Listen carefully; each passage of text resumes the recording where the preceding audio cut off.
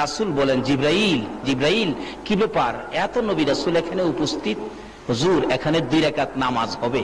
2 রাকাত কি নামাজ হবে? আচ্ছা, আমরা এই জন্য মেরাজের রাত্রে আমরা নফল নামাজ পড়ি। মেরাজের রাত্রে নবী প্রথম উযু করে 2 রাকাত নামাজ পড়ছে বুরাকে উঠার আগে। এটা বলে নামাজ বলে, হেরা পাইছে না।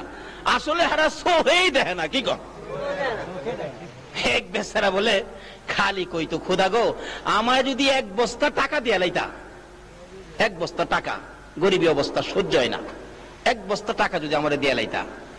একদিন হাওরের উপর দা হাঁটতেছে আর কইতেছে, খোদা গো, কেউ নাই এখানে, 1 বস্তা টাকা আমার দিয়া লাইলে আমি ধনী হয়ে যেতাম একবারে। আল্লাহ কই, তোর যখন এত আশা, যা এই ধান ক্ষেতের আইলের মধ্যে, ধান ক্ষেতের আইলে সামনেই 1 বস্তা টাকা ফালাইছে। হ্যাঁ, টাকার কাছে যাইবার আগেই কয়, আচ্ছা, অন্ধ যে, চোখ যার নাই, হ্যাঁ কিভাবে আর একটু দেখিত। টাকার আইলের কাছে গিয়া, হ্যাঁ চোখ বন্ধ কিনা অন্ধ কেমন আড়ে দেখতো। টাকার আইল ফার হইয়া গেছে গা। আচ্ছা, কোন তো অহংকে আল্লাহর দোষ? এক কিসিমের আলেমরা আছে, নবীর শান ও মানের কোরআন শরীফের আয়াতগুলি আসলেই হেরা অন্ধ হয়ে যাগা, এটি আর দেখে না। আল্লাহ এদের চোখ ভালো করে দেখ। সকলে কই না আমিন। আমার নবী বলেন, জিবরাইল, এত নবী রাসূল এখানে কেন উপস্থিত হয়েছে জানতে চাই। জিবরাইল বলেন, ইয়া রাসূলুল্লাহ, এখানে 2 রাকাত নামাজ হবে। কয় রাকাত নামাজ? 2 রাকাত নামাজ হবে। আকামত শুরু হয়ে গেছে। আল্লাহু আকবার কন্যা। আকামত শুরু হয়ে গেছে। জামাতে নামাজ পড়লে আকামত দেই কি না আমরা? আকামত শুরু হয়ে গেছে। জিবরাইলের কানে কানে নবী জিগায়, ও জিবরাইল, এত বড় জামাত ইমামতি করবে কে? আদি পিতা মুরব্বী আদম, আদি পিতা মুরব্বী, সবার বয়সে বড় আদি পিতা আদম নবী মনে হয় ইমামতি করবে। জিবরাইল বলেন, ইয়া রাসূলুল্লাহ, আদি পিতা মুরব্বী হইতে পারে, এই জামাতের ইমামতির উপযুক্ত না। জিবরাইল, তাহলে জাতির পিতা ইব্রাহিম বুঝি ইমামতি করবে? জিবরাইল বলেন, ইয়া রাসূলুল্লাহ, জাতির পিতা ইব্রাহিম হতে পারে, এই মাঠের ইমামতির উপযুক্ত ইব্রাহিম না। কে পড়াবে রে জিবরাইল? আমার নবীর হাত ধরে জিবরাইল টাইনা নিয়ে যায়। ইয়া রাসূলুল্লাহ, এই মাঠের ইমামতি করবে মুহাম্মাদুর রাসূল। আমার নবী 2 রাকাত নামাজের ইমামতি করে সালাম ফিরাইলে স্লোগান শুরু হয়ে গেল, ইমামুল মুরসালিন, সাইয়্যিদুল মুরসালিন। সকল নবীদের সরদার বানাইয়া, ইজ্জতের পাহাড় আমার নবীকে বানাইয়া আল্লাহ বলেন, বুরাকরে আর দেরি করা যায় না, দুনিয়ার ইজ্জত শেষ হয়ে গেছে, এবার চলো আকাশের মধ্যে শুরু হবে। আকাশে যাইতেছে, যাইতে প্রথম আসমানে যাইয়া ডাক দিলেন, দরজা খোলো। দরজা খুলে দেওয়ার পর আমার নবী বলেন, আমি দেখি সুন্দর সুন্দর পোশাক পরিহিত লক্ষ লক্ষ ফেরেশতারা দাঁড়াই আছে। আমাকে দেখার পর ডাকতেছে, মারহাবা ইয়া রাসূলুল্লাহ, মারহাবা ইয়া হাবিবাল্লাহ, মারহাবা ইয়া রাসূলুল্লাহ, মারহাবা ইয়া হাবিবাল্লাহ। লক্ষ লক্ষ ফেরেশতারা আমার নবীকে দাঁড়াইয়া সম্মান দেয়, ইজ্জত দেয়। আমার নবী বলেন, প্রথম আসমানের দরজা পার হয়ে ভিতরে যাইয়া দেখি হযরতে আদম নবী আদি পিতা দাঁড়াইয়া রইছে। একটু আগে ছিল জমিনে মুসল্লি, একটু পরে আবার দেখা যায় দাঁড়াইয়া রইছে। এটা কোন খেলা? জোরে জোরে কন্যা সুবহানাল্লাহ। যাই হোক, শুধু এই জায়গাটার মধ্যে ওয়াজ আছে 2 ঘন্টার, সংক্ষেপ করলাম। এখান থেকে বিদায় হয়ে যাবে। আদম নবী বলতেছেন বুকের সাথে বুক লাগাইয়া, বাবা মুহাম্মদ, যাও, তুমি উপরে যাও, এ দরজা তোমার জন্য খোলা, আর কারো জন্য নয়। যাও। আমার নবী যাইতে সপ্ত আকাশ পর্যন্ত যাইয়া দেখে ইব্রাহিম নবী বসা দেখা হলো। অথচ একটু আগে ছিল আমার নবীর মুসল্লি, এখন আবার দেখা যায় সপ্ত আসমানে বসা। আমার আল্লাহ বলেন, দেখা করো। দেখা হয়ে গেল। এবার আলাপ হলো, এখানে বসে আছো ও আদি পিতা, ও জাতির পিতা ইব্রাহিম। অনেক আলাপ এখানে চলছে। এখানে 2 ঘন্টার ওয়াজ। এখান থেকে আবার বিদায় হয়ে যাবে। ইব্রাহিম নবী বলতেছেন, যাও গো বাবা মুহাম্মদ, সামনে বাড়ো, যত উপরে তুমি যাইবা গো, এই রাস্তাটুকুন শুধু তোমার জন্য খোলা, আর কারো জন্য উপরের রাস্তা খোলা না।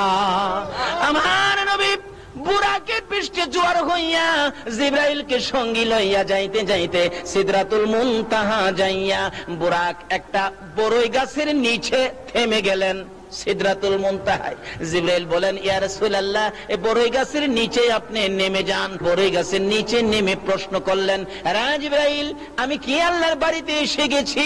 জিবরাইল বলেন, না না হুজুর, এটা সিদরাতুল মুনতাহা, এখানে অপেক্ষায় থাকুন, আপনাকে নেওয়ার জন্য আসবে। জিবরাইল বলেন, ইয়া রাসূলুল্লাহ, এখন পর্যন্ত আমি আর বুরাকের ক্ষমতা শেষ, উপরের রাস্তা আমরা চিনি না, যাইতে পারবো না। আমার নবী বলেন, জিবরাইল, তুমি কি এখন পর্যন্তই আসতে পারো? জি। আর উপরে যাইতে পারো না? না। তাহলে এটা কি আল্লাহর কাছাকাছি আসছি? না হুজুর, না, যত দূর আসছেন এর চেয়ে আরো বেশি রাস্তা বাকি। ও, আরো বহুত বাকি। আমার নবী কয়, জিবরাইল, তাহলে তুমি কি এখানে আইসাই মুসা নবীর সাথে গল্প করতা, ইব্রাহিম নবীর সাথে কথা বলতা? মাঝে মাঝে ইব্রাহিম নবীকে বলতেন, ইব্রাহিম নবী, আমি তো আল্লাহর কাছে যাই। ওই জিবরাইল, আপনার কোনো কথা থাকলে আমার কাছে বললেন, আমি পার্সোনালি আল্লাহর কাছে বলবো। আমার নবী জিগায়, ও জিবরাইল, ইব্রাহিম নবীর সাথে যে মাতবুরি করতা, এখানে আইসা ওই? আচ্ছা, আমার নবী সব খবর জানে কিনা? জিবরাইল কয় কি, কবে ইব্রাহিম নবীর সাথে কথা কইছি হাজার হাজার বছর আগে, এই নবী এই খবর জানে কেমনে? সুবহানাল্লাহ, জানেনি আমরা নবী? জিবরাইল প্রশ্ন করলেন, ইয়া রাসূলুল্লাহ, আমি তো কথা বলতাম, তা আপনি জানেন কেমনে? জিবরাইল, আমি নবী জানি না এমন কিছু নাই রে, আমি সবই জানি। আমার আল্লাহ আমারে কিছু জানাইছে জিবরাইলের মাধ্যমে, আর কিছু জানাইতেন আমার আল্লাহ সরাসরি।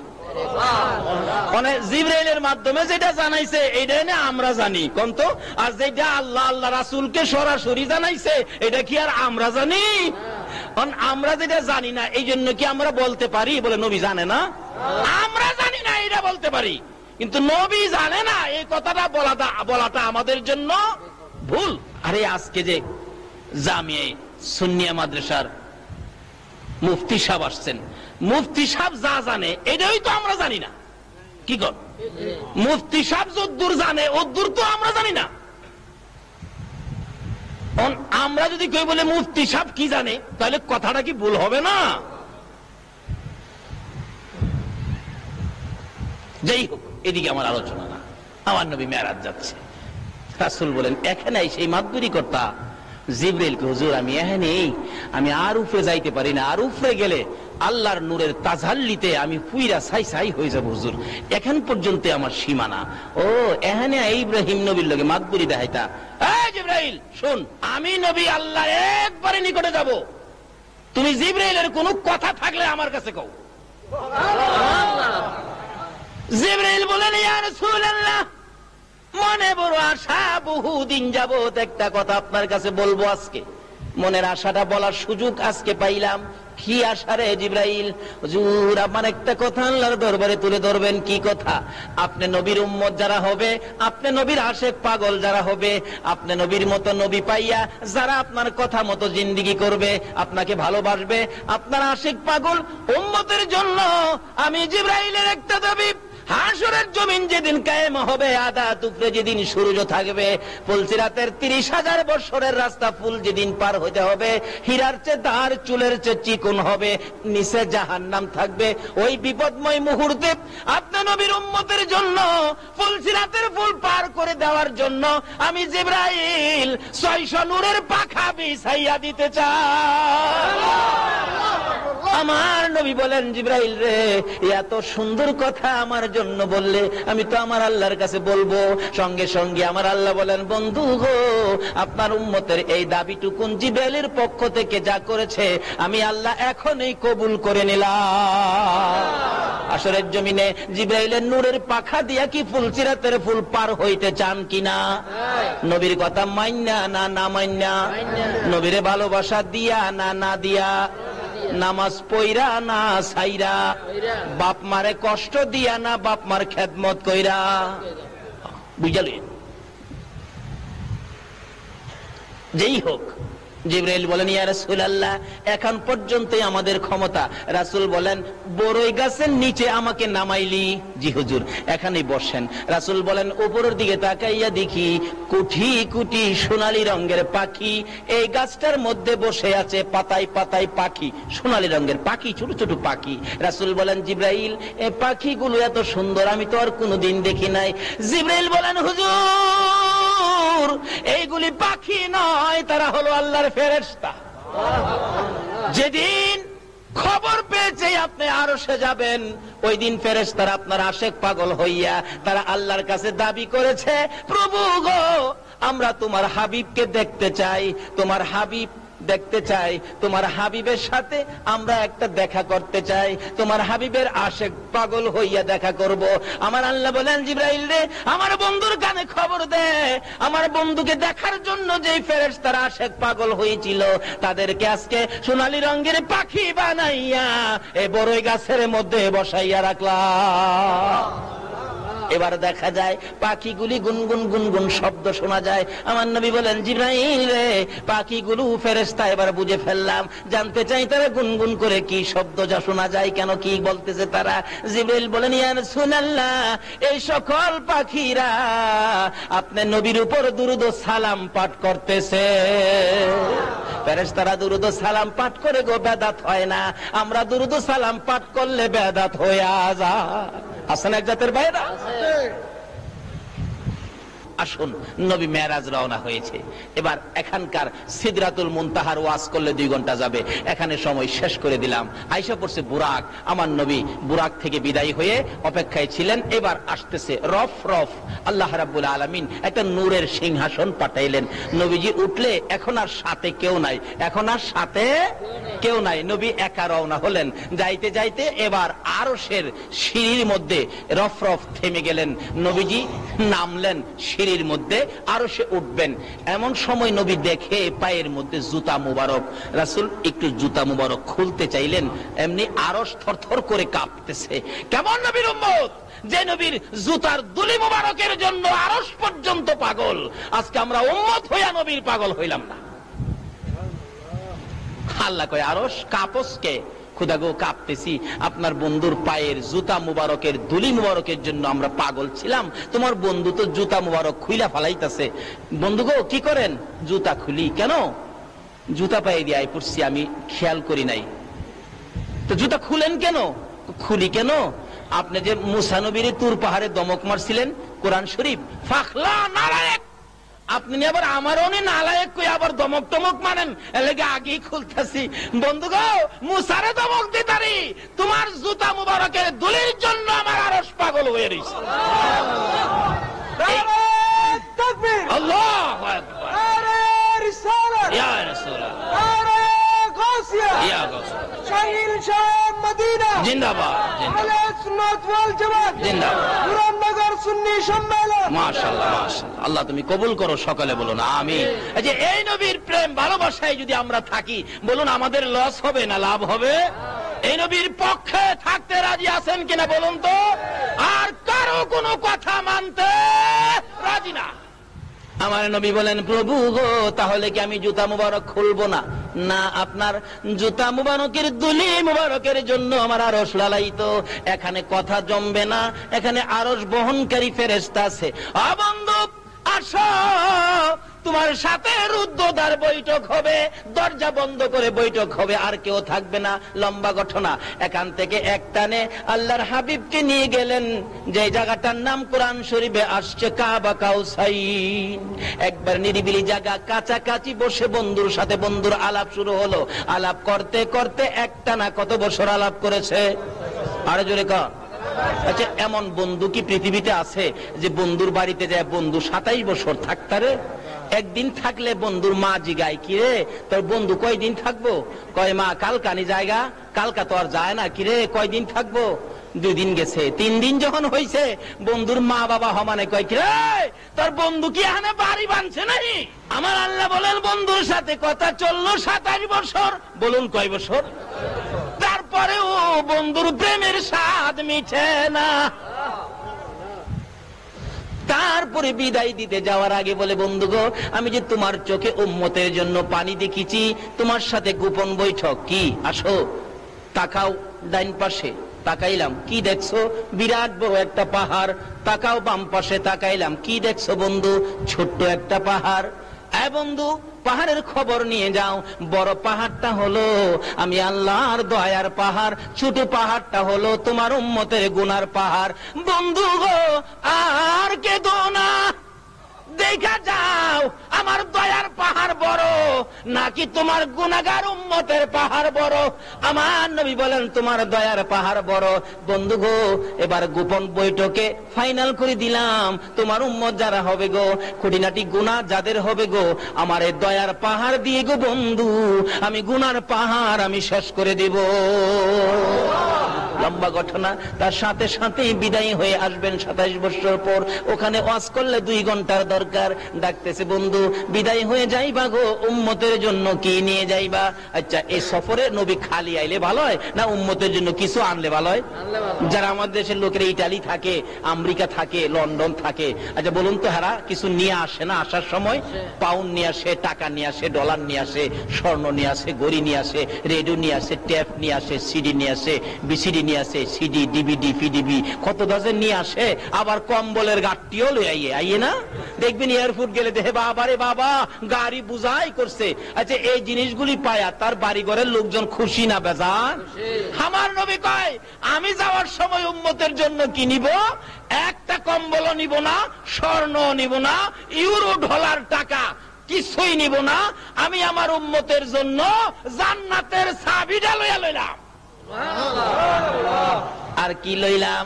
আমার উম্মতেরা যদি বলে, আল্লাহর বন্ধু গো, আপনি বন্ধুর বাড়িতে গেলেন, আমরা তো বন্ধুর বাড়ি দেখাইলেন না, এই জন্য বন্ধুর বাড়িতে যাওয়ার রাস্তা আসসালাতু মেরাজুল মুমিনিন। আমি মেরাজ করেছি একবার, আর আমার উম্মতের জন্য সুযোগ করে দিলাম 5 বার। বলুন কয়বার? 5 বার। আরো জোরে বলুন কয়বার? আমার নবী নামাজ নিয়ে রওনা হবেন, আল্লাহ নামাজ দিলেন। আচ্ছা, আমরা কি বেশি পাইলে খুশি না কম পাইলে খুশি? বেশি পাইলে খুশি না? দেখবেন চট্টগ্রাম শহরে বাড়ি আছে একটা 5 তলা, এরপরও দেখবেন দিনের রাইতে চেষ্টা আরেকটা 5 তলা নিয়ে বানানো যায়। আমার নবী নামাজ লইলেন, আমার আল্লাহ দিলেন। কত ওয়াক্ত জানি দিল? ঘুমাই রয়েছেন আপনারা? ঘুমায় থাকলে দোয়া করে দেই। কত ওয়াক্ত নামাজ দিলেন? 50 ওয়াক্ত নামাজ। নবী বেশি পায়া খুশি। আচ্ছা, পড়ি কয় ওয়াক্ত? আচ্ছা, দিল 50, পড়ি 5, 45 কমাইলো। আচ্ছা, এটা কি আল্লাহ জানে না যে আমরা 50 পড়তে পারবো না? নবী জানে না? কিন্তু এখানে এই ঘটনা কেন ঘটাইলো? এই ঘটনার কারণ হলো, ওই যে মুসা নবী কইছিন, খোদা গো, আমার খুব আশা আছেন তোমারে দেখতাম। আল্লাহ কই, মুসা রে, তোর আশাটা পুরা করবার লাগিয়া আমার বন্ধুরে আমি 50 ওয়াক্ত নামাজ দিছি, তুই কইলাম আটকাইস। সুবহানাল্লাহ। 6 নাম্বার আকাশে মুসা নবী, আমার নবী আসতেছে, নামাজ 50 ওয়াক্ত। আল্লাহ ডাকতেছে, মুসা জাগা। হুজুর, হুজুর দাঁড়ান, বেয়াদবি মাফ করেন। কেমন বেড়াইলেন? খুব সুন্দর বেড়াইলাম। হ্যাঁ, উম্মতের লেগে কি আনলেন? আপনি তো উম্মতের দরদি নবী, কি আনলেন? মুসা, আমি আমার উম্মতের লেগে 50 ওয়াক্ত নামাজ আনছি। নবী খুশি? মুসা নবী, হুজুর মাফ করবেন, আপনার উম্মত দুর্বল হবে, 50 ওয়াক্ত নামাজ পড়তে পারবে না, কিছু কমায় নিয়ে আসেন। মুসা নবী জানে আমরা পারবো না, আল্লাহ কি জানে না? কিন্তু কারণ হলো এটা, ওই যে মুসা নবীর আশা আছেন আল্লাহরে দেখতো, নিজের ক্ষমতায় ক্ষমতা নাই, এই নবীর উসিলায় মুসা মনের আশা পুরো হইব। আমার নবী কো, ঠিকই তো কইছো, আবার যাইতেছে। মুসা নবী ক, দেখি দেখি কই যা। আমার নবীরে আয়না বানায়া পিছে চাই রইছে, দেখে আল্লাহ রাব্বুল আলামিনের দরবারে যায় বসছে। এবার মন ভরে দেখতেছে নবীকে আয়না বানায়া। বন্ধু কেন আইছো? আচ্ছা, আল্লাহ জানে না নবী আবার কেন গেছে? পরও জিগাই, বন্ধু কেন আইছো, কি ব্যাপার? প্রভু গো, আমার উম্মতে 50 ওয়াক্ত পড়তে পারবে না, তা যাও 5 ওয়াক্ত কমাইলাম। আচ্ছা, একবারে পারছিন না 45 কমাইতো? 5 কমাইলাম। অর্থাৎ বন্ধু আইলে কি বন্ধুর কাছে কি লাগে? ভালো লাগে। 5 কমাইছে। মুসা নবী জিজ্ঞাসা, হুজুর কি করছেন? 5 কমাইছে। হুজুর আরো কমায় নিয়ে আন, 5 পারবে না, 45 পারবে না। আবার গেছে। মুসা নবী জীবনের আশা পুরা করতেছি।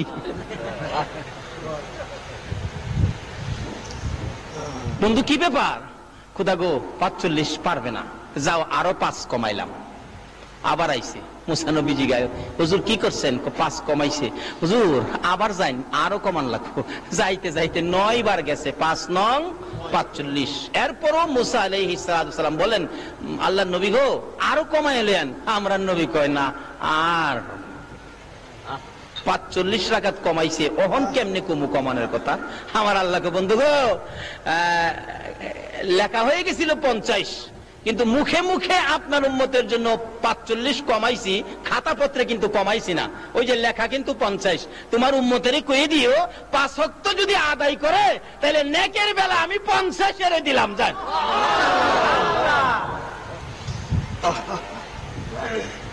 এই নামাজ না পড়ে মেরাজের বরকত নেওয়া যাবে না। এই নামাজ না পড়ে নবীর উম্মত হওয়া যাবে না।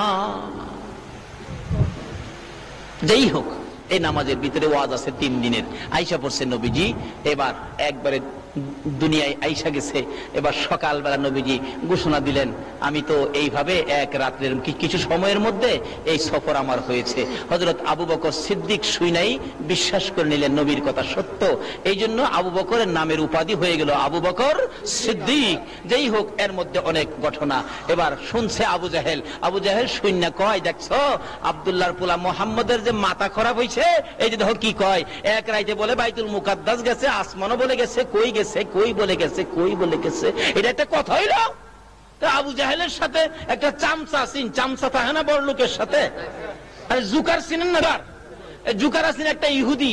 ইহুদি 3টা ফাল মারে আবু জাহেলের কথাটা কইলে, চাচা দেখছেন আপনার কথাই তো ঠিক। আবু জাহেল দৌড়ায় গেছে, আসো তোমরা বাতিজারে পরীক্ষা করি গেছে কিনা বাইতুল মুকাদ্দাস। যায় কই, বাতিজা তুমি নাকি আজকে রাত্রে বাইতুল মুকাদ্দাস গেছো? জি চাচা আমি গেছি। এটা কথা কইলা? মাসের পর মাস হাইটা যাইতে হয়, তুমি এই এক রাতের কিছু সময়ে গেছো। আচ্ছা তুমি যদি গিয়ে থাকো তো তুমি বলো তো বাইতুল মুকাদ্দাসের দরজা আছে কয়টা? জানালা কয়টা আছে? জানালার মধ্যে রড কয়টা আছে? কোন দিকে কয়টা জানালা আছে? আচ্ছা আপনারা যেখানে ওয়াজ শুনতে আইছেন, এই প্যান্ডেলের ফিলার কয়টা, খুঁটি কয়টা আছে কেউ গণছেন? আপনারা কি গণতে আইছেন? খুঁটি গণতে আইছেন? ওয়াজ শুনতে আইছেন? নবী কি হেন কি বাইতুল মুকাদ্দাসের দরজা গণতে গেছেন? আবু জাহেলের প্রশ্ন। আমার নবী তো চুপ করে দাঁড়া রয়েছে। চাচা আমি কি দরজা গণতাম? গেছি না, যদি গিয়া তাহো তাহলে এগুলি কও।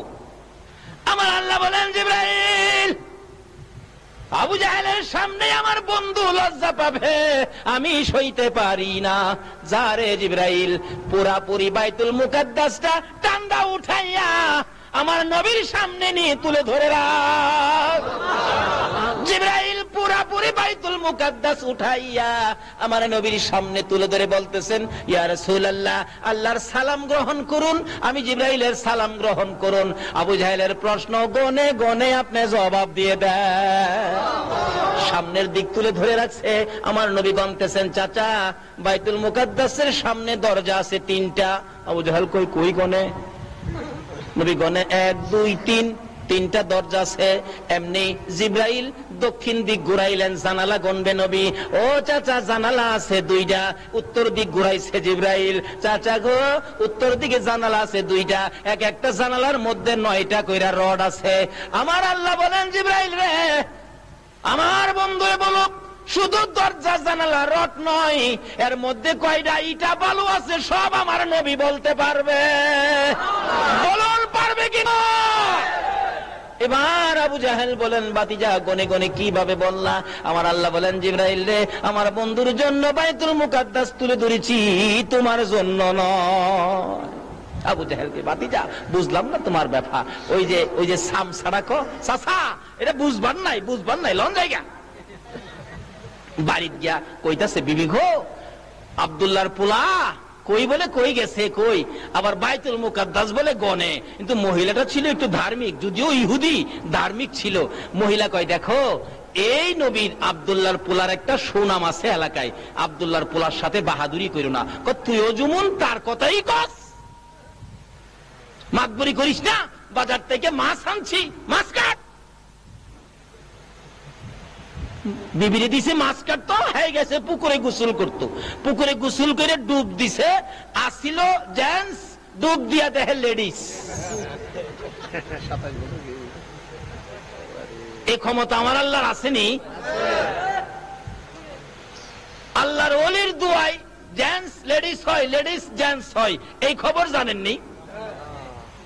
বাস্তব, যেখানে আমি প্রত্যেক বছর মাহফিলে যাই। এটা কুমিল্লা জেলার বরুড়া থানা জলম ইউনিয়ন কলেজ মাঠ, ঈদগার মাঠে প্রত্যেক বছর 3 দিন ব্যাপী মহাসম্মিলন হয়। এই সম্মিলনের যিনি দায়িত্ব নিয়ে আছেন হাফেজ মাওলানা শাহ আলম, হাফেজ মাওলানা শাহ আলম ভাই, ওনার নাম ছিলেন শাহানা বেগম নাম ছিল। শাহপুর দরবার শরীফের বাগদাদি হুজুরের দোয়ায় শাহানা বেগম পুরুষ হয়ে গেছে, এবং শাহানা বেগমের নাম হয়ে গেছে শাহ আলম। এখন মাওলানা শাহ আলম প্রত্যেক বছর 3 দিন ব্যাপী সম্মিলন করে, সুন্নি মহাসম্মিলন। আল্লাহর ওলিদের দোয়ায় মেয়ে পুরুষ হয়ে যায়, জোরে জোরে বলুন সুবহান।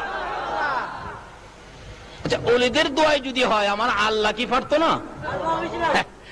আসিল পুরুষ, ডুব দিয়া উইটা দেহে মেয়ে, আবার দেহে পরনে কাপড়ও নাই। যে উপরে কাপড় রাখছিল, হ্যাঁ নেও কাপড় নাই। হাই হাই রে, লজ্জার কথা, কি করবো রে। ইতস্ত করতেছেন পানির মধ্যে। এক রাজার ছেলে আসতেছিল ঘোড়া দৌড়াইয়া, দেখে একটা মেয়ে দেখা যায় খুব সুন্দরী, ইতস্ত করতে জিজ্ঞেস করলেন, খিরে বোন তোমার কি কোনো অসুবিধা? ভাই আমি তো এই অবস্থা, আমার তো কাপড় নাই পরনে, আমি কি করি, আমি তো লজ্জায় পড়ে গেলাম। ওই বাদশার ছেলের গায়ের চাদরটা দিলে, চাদরটা দিয়া পেঁচ দিয়ে শুকনা তুলছে, বাদশার ছেলে ঘোড়ার উপরে উঠায় বাড়িতে নিয়া কাজী সাবরে ডাক দিয়া বিবাহ খান পরাইয়া দিছে। 27 বছর স্বামী সংসার, কয়েকটা পোলা মাইয়ার মাও হয়েছে। আবার আল্লাহর কুদরত কে বুঝে, আইসে ওই পুকুরে ডুব দিছে, আসিল মেয়ে, আবার হয়ে গেছে পুরুষ। দেখাই যায় কাপড়টা সামনে ছিল, এটাও দেখা যায়। কাপড় থাপাদা নিয়ে দিছে দৌড় বাড়ির দিকে, দেহি বাড়ির 27 বছর হয়েছে, বাড়ির দেহি বাড়ি হল নিয়ে আসে কিনা, যাই ডাকতেছে বাড়ির বাহির থেকে, এই পোলার মা বাড়িতে আছস, খবর তো রাখস না, না মইরা হয়ে গেল। গিয়া দেখে এখনো মাছ কাটতেছে। সুবহানাল্লাহ। কয় বছর মাছ কাটস? বিবি কই, কয় কি রে ভাগলা, এটা কি মাথার দোষ নেই? এটা কি বাগে কামড়াইছে? তুমি এখন মাছ দিয়ে গেলা, এখন আমি মাছ কাটতেছি। কয় বছর কেন, কতক্ষণ কেন, কি হয়েছে তোমার, পাগলামি করো কেন? বিবেক বিশ্বাস কর, তোরে মাছ কাটাত লাগাইয়া পুকুরে ডুব দিলে, আসিলাম পুরুষ, হয়ে গেলাম মেয়ে। রাজার ছেলে উঠাইয়া নিয়ে বিয়ে করেছে আমাকে। 27 বছর স্বামীর সংসার করেছি, কয়েকটা পোলা মাইয়ার মা হইছি গো বিবি। আবার পুকুরে গোসল করতে আইসা ডুব দিলাম, পরে আবার পুরুষ হয়ে গেলাম। কাপড় পরি নাই, কাপড় নিয়ে বাড়িতে আসলাম, তুই আসস কিনা? বিবি গো 27 বছর কি তোর মাছ কাটতে লাগে? বিবি ওইটা দ্বারা একটা চিৎকার মেরে ডাক মারছে, রে স্বামী এবার বুঝেছি এটা তো আমার মাছ কাটার কেরামতি নয়। তুমি যে আখিরি নবীর মেরাজের 27 বছর বিশ্বাস করো নাই, এক রাত্রের মধ্যে কিভাবে 27 বছর পার হবে? আমার মাছ কাটার মধ্যে যদি 27 বছর পার হই আরেক বেটার বউ হইতে পারো, আল্লাহর নবী কি এক রাতের কিছু সময়ের মধ্যে 27 বছর পার হইতে পারে না? নারে তাকবীর, নারে রিসালাত, নারে গাউসিয়া। বিবি কয়, স্বামী এবার কি তোমার বুঝে আইছে? ইহুদি কয়, বিবি গো আর বুঝবার বাকি নাই, জোরে জোরে বলুন সুবহান। আমার নবী 27 বছর পার হইয়া বন্ধুর সাথে আলাপ করে সদাই নিলেন মাত্র একটা, আসসালাতু মেরাজুল মুমিনিন। এই নামাজ যারা ধরেছে তারাই খাজা মঈনুদ্দিন চিশতি হয়েছে। বলুন, খাজা মঈনুদ্দিন চিশতির জীবনের মধ্যে নামাজ আছে কিনা? বাদশাহ মসজিদের খানে খাজা মঈনুদ্দিন চিশতি রহমাতুল্লাহের মাজারের একবারে উত্তর পাশের গেট থেকে বাদশাহ আওরঙ্গজেবের জীবনী, উনি মসজিদ করেছেন বাদশাহ আওরঙ্গজেব, আরেকটা করেছেন বাদশাহ শাহজাহান সাহেব, আরেকটা করেছেন বাদশাহ হুমায়ুন সাহেব। এরকম 4টে মসজিদ আছে আশেপাশে। বাদশাহ আকবর, আরেকটা বাদশাহ আকবর করেছেন। মোট 4টে মসজিদ। তাইলে আল্লাহর ওলিদের দরবারে মসজিদ আছে, এতে বোঝা যায় আল্লাহর ওলিরা নামাজ নাকি পড়ে না।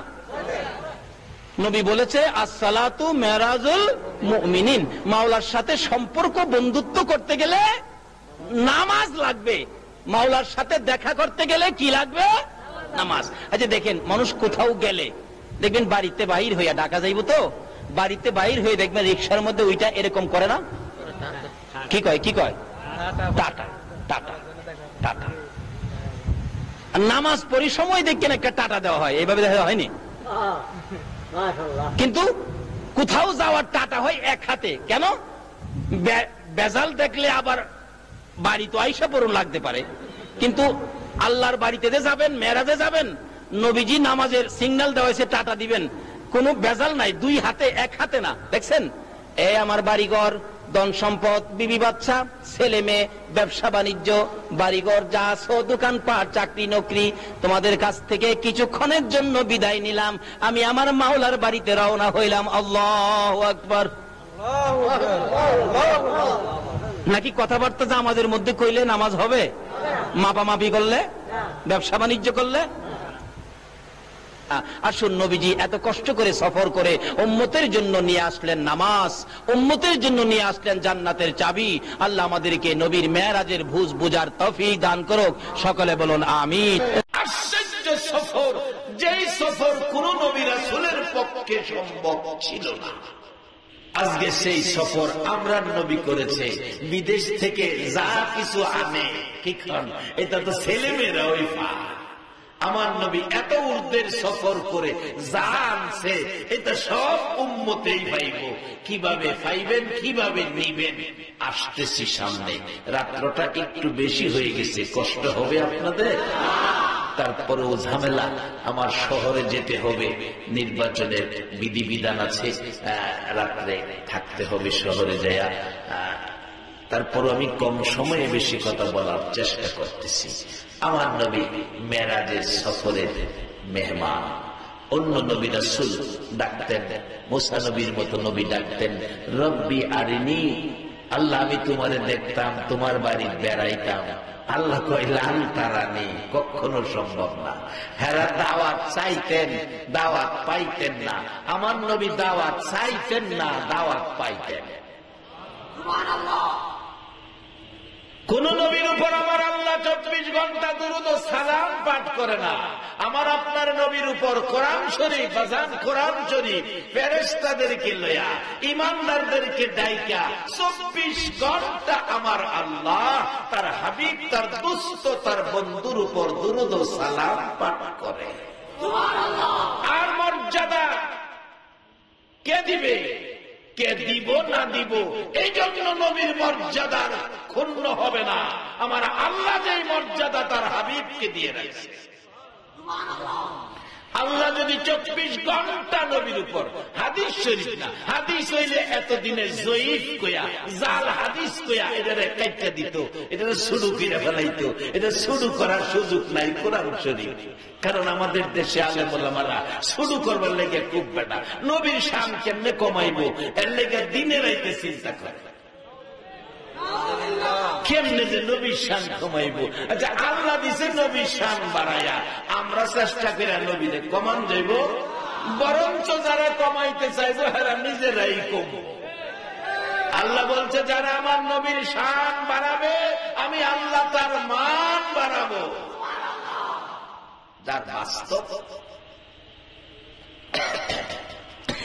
কমাইতে চাইলে কি অবস্থা হয়। এক বেচারা নামাজি মানুষ পায়জামা বানাইছে, পায়জামাটা এই গডার নিচে গেছে, তো গডার উপরে রাখতে হয় নামাজির কাপড়।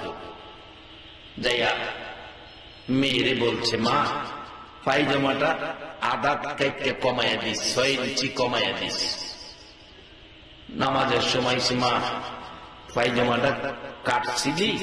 কই বাবা আমার মনে নাই। আমার কথা তোরা গায়ে লাগাস না, এটা কাটিস। পরে রক্ত এসে মেয়ে কাটে নাই।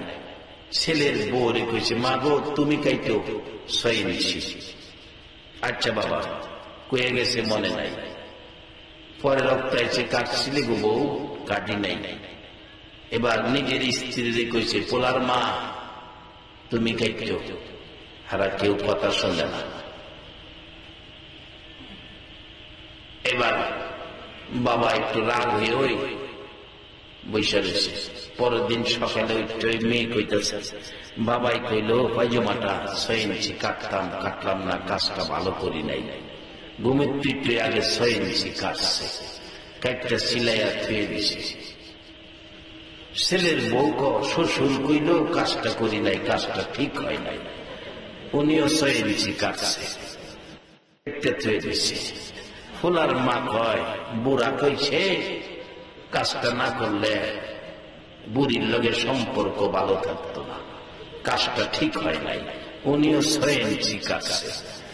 কাটতে কাটতে 6 ইঞ্চি করে 3 জনে কাটলে কত ইঞ্চি কাটছে? অহন বেচারা নামাজে যাইব জোহরের সময়, আনছে পায়জামা কিন্তু পিন্ডা দেহে হাফ প্যান্ট হয়ে গেছে।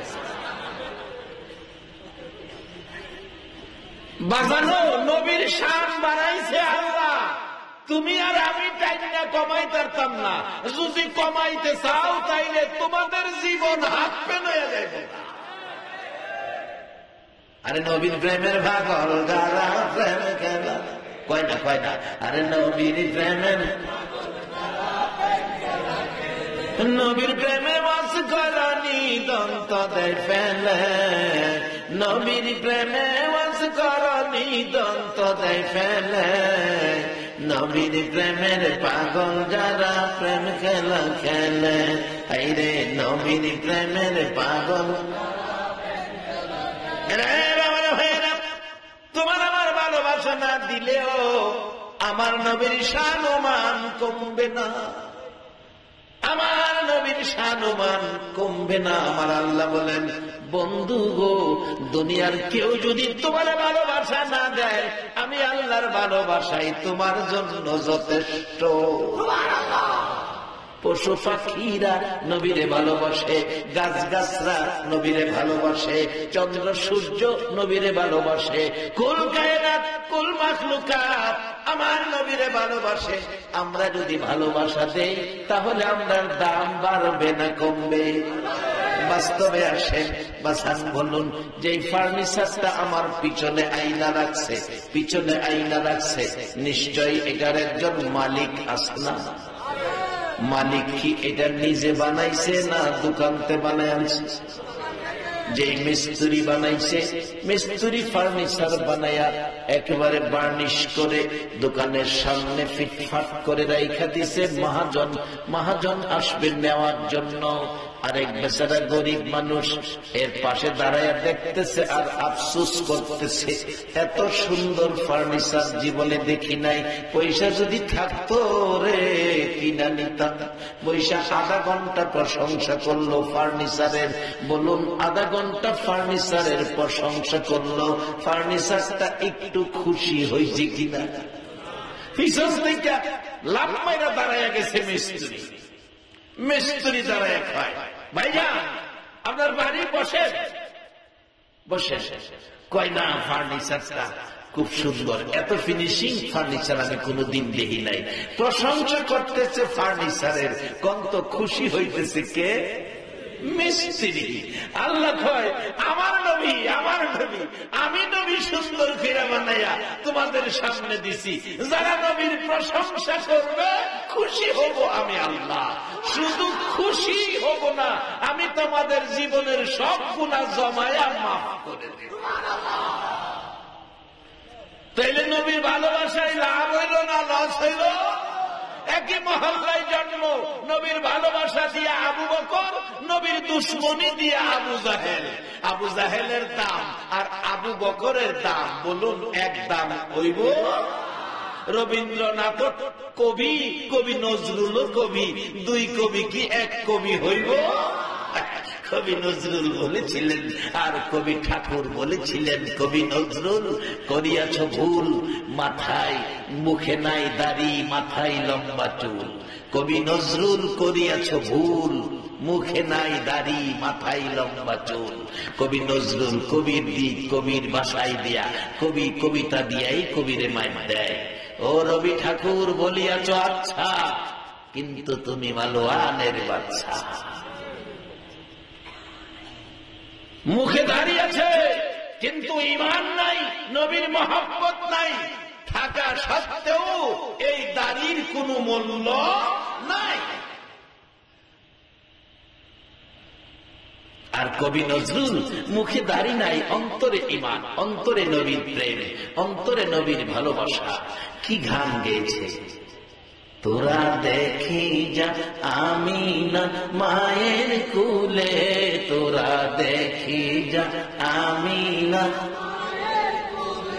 যেন উষার কুলে রাঙ্গা রবি দুলে, যেন উষার কুলে রাঙ্গা রবি ধুলে। তোরা দেখি যা আমিনা মায়ের কুলে, তোরা দেখে যা আমিনা। আরে এই নসিব কয়জনের হয়েছে? আমার মহল্লায় জন্ম কবি আলাউদ্দিন আল আজাদ, আমার মহল্লায় জন্ম এই এশিয়ার বিখ্যাত কবি, কিন্তু তাকে নিয়ে তো আমি গর্ব করতে পারি না। গর্ব করি কবি নজরুলকে নিয়ে, কারণ কবি নজরুল গান গেয়েছিলেন, মসজিদেরই পাশে আমায় কবর দিও ভাই, যেন দূর থেকেও মুয়াজ্জিনের আযান শুনতে পাই। সুবহানাল্লাহ। এবার সুবহানাল্লাহ ডাকায় বেটা, তোর গলাটাও ভাঙে না? আল্লাহ তার গলার মধ্যে বরকত দিছে। কি খাবে সুবহানাল্লাহ করে লস হয় না, লাভই হয়। বলতেছিলাম সুবহানাল্লাহ লাভটাই কত। কবরের অলি কয় হাজার খতম খেলাছে, এই তো মাশাআল্লাহ 70,000 কোরআন খতম। এবার জীবিত অলি, দুনিয়ার অলি কইতেছে সুবহানাল্লাহ। এবার কবরের অলি কয়, ভাই আপনার দুনিয়ার সুবহানাল্লাহর নেকিটা আমারে দেন, আমার 70,000 কবরের খতমের নেকি আপনি নেন। অর্থাৎ এটাই বুঝাইলো, আজকে যারা আরামের ঘুম হারাম করে মাহফিলে বসে আছেন, আপনাদের একটা মুহূর্তের মূল্য কত?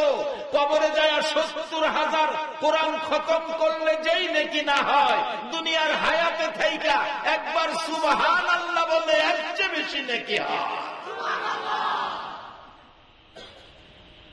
কে আপনারা?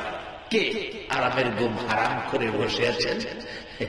আল্লাহ বলতেন, ইব্রাহিম আমার পাগল, ইব্রাহিম আলাইহিস সালাম আমার পাগল। ফেরেশতারা কয়, আল্লাহ ইব্রাহিম আমাদের পাগল। কেমন পাগল? ইব্রাহিম একটু পরীক্ষা করতাম। আল্লাহ কয়, যা পরীক্ষা কইরা। দুই ফেরেশতা ভিক্ষুকের সুরত ধরে ইব্রাহিম আলাইহিস সালামের বাড়ির গেটে দাঁড়ায়া পাগল পরীক্ষা করে। আয়েশা ভিক্ষুকের বেশে দাঁড়ায়া দাঁড়ায়া রাখতেছে, গফুর রহিম নামে তোমার আল্লাহ হো আল্লাহ হো আল্লাহ। ইব্রাহিম আলাইহিস সালাম শুনে পাগল পাগল হইয়া ঘর থেকে বাহির হয়ে আসলেন। রে ভিক্ষুকেরা, তোরা কারা রে আমার প্রভুর নামের গান গাইলি? ও ভিক্ষুকেরা, আমার প্রভুর নামের গান আবার আমারে শোনাও। ভিক্ষুকেরা বলেন, ও ইব্রাহিম আলাইহিস সালাম, আমরা ভিক্ষুক, আমাদের ভিক্ষার দরকার। তোমার বাড়িতে খালি যদি তোমার প্রভুর নামের গান কই কি লাভ হবে? আমাদের তো কিছু পাইতে হবে। ইব্রাহিম আলাইহিস সালাম ডাকে, ভিক্ষুকেরা রে, আবার যদি আমার প্রভুর নামের গানটা শোনাও, আমি ইব্রাহিম কথা দিলাম, আমি ইব্রাহিমের অর্ধেক সম্পত্তি তোমরা দান করে দিব। এবার ভিক্ষুকেরা ফেরেশতারা ভিক্ষুক বেশে মধুর কণ্ঠে ডাক মারলেন, গফুরুর রহিম নাম তোমার আল্লাহ, হো আল্লাহ হো আল্লাহ। ইব্রাহিম আলাইহিস সালাম বেহুশ হয়ে গেলেন। জ্ঞান ফিরার পর ডাকে, ভিক্ষুকেরা রে কি শুনাইলি? লও তোমাদেরকে অর্ধেক সম্পত্তি দিয়ে দিলাম। ভিক্ষুকেরা অর্ধেক সম্পত্তি লইয়া জায়গা ডাকতেছে। ইব্রাহিম আলাইহিস সালাম পিছন থেকে, নিষ্ঠুর ভিক্ষুকেরা রে যাইস না, আমার প্রভুর নাম আবার তোমরা শোনাও। কি দিবা গো ইব্রাহিম? আমার বাকি অর্ধেক সম্পত্তি দিয়ে দিব। তা শোনাইলে অর্ধেক সম্পত্তি দিয়ে দিলেন। এবার সম্পত্তি শেষ। ভিক্ষুকেরা সম্পত্তি লইয়া চলে যাইতেছে। ডাকতেছে ইব্রাহিম আলাইহিস সালাম, রে ভিক্ষুকেরা যাইস না রে, যাইস না। ও নিষ্ঠুর ভিক্ষুকেরা, আমার প্রভুর নামের গান আবার শোনাও। ও ভিক্ষুকেরা শোনাও, সহ্য করতে পারি না। ভিক্ষুকেরা বলেন, ইব্রাহিম গো, এখন তোমার কিছুই নাই, গান শোনাইলে তুমি আমরা কি দিবা? ইব্রাহিম আলাইহিস সালাম ডাকে, রে ভিক্ষুকেরা, আমার কিছুই নাই, কথা দিলাম যতদিন আমি ইব্রাহিম বেঁচে থাকবো, আমার প্রভুর নামের গান শুনাইলে আমি তোদের বাড়িতে যাইয়া তোদের গোলামি করব। রে বাবার ভাইরা, প্রভুর নামের গান শোনার জন্য ইব্রাহিম আলাইহিস সালাম সব দিয়ে, এইভাবে যদি পাগল হয় আমার আল্লাহ ডাকতেন, ফেরেশতারা রে আমার পাগলের খবর পাইছস নি? ফেরেশতারা ডাকে, ইব্রাহিম গো, লও তোমার সম্পদ, আল্লাহর পাগল তুমি, পরীক্ষা করে গেলাম।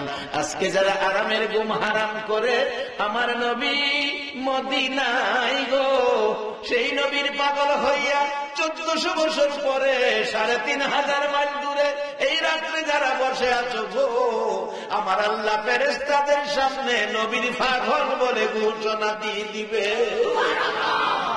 নবীর পাগল হইয়া যদি কবরে যাওয়া যায়, আমার আল্লাহ বলেছেন, বাল আহিয়াউন ইনদা রাব্বিহিম ইরযাকুন, নবীর পাগলদের কবরে আমি আল্লাহ 3 বেলা খানা খাওয়াইব। যার বাস্তব নারায়ণগঞ্জ জেলার, বাস্তব ঘটনা বলছি, নারায়ণগঞ্জ জেলার রূপগঞ্জ থানার কাঞ্চন পৌরসভা 300 ফুট একটা রাস্তা আসছে, 300 ফুট খিলক্ষেত দিয়ে 300 ফুট রাস্তা, বাংলাদেশে এটাই বড় রাস্তা। 300 ফুট ফাঁস একটা কবর পড়ছে রাস্তার নিচে। লোকেরা বললেন কবরটা সরাইয়া নিলে ভালো হয়। ওই লোকের 4 জন ছেলে এখনো আছে, কবর সরাই আনবে। যার কবর, উনি একজন আলেম, যার নাম মাওলানা ফাইজুদ্দিন আল কাদেরী, নামটা মনে রাখবেন, ফাইজুদ্দিন আল কাদেরী। মারা গেছে 18 বছর আগে। ছেলেরা একজন মুফতি, মসজিদের ইমাম সহ গেলেন, কবর নিয়ে আসবেন। 1 কবর পরিমাণ মাটি সরাইয়া নিলে এই কবর সরে যায়। মাটি কুটতেছে, রাস্তার মাঝখানে পড়ছে, মাটি কুটতেছে, দেখে 2টা পাও বাহির হইছে কাফন পরা অবস্থায় 18 বছর পর। সাবধানের সহিত সারা মাটি সরাইলে পুরো লাশটা 18 বছর পর মাওলানা ফাইজুদ্দিন আল কাদেরী। নবীর আশিকেরা, মর্যাদা তোমাদের, দুনিয়া ও আখিরাতে সম্মান ইজ্জত তোমাদের। যদি তোমরা সেই নবীর উম্মতের পরিচয় লইয়া যাইতে পারো,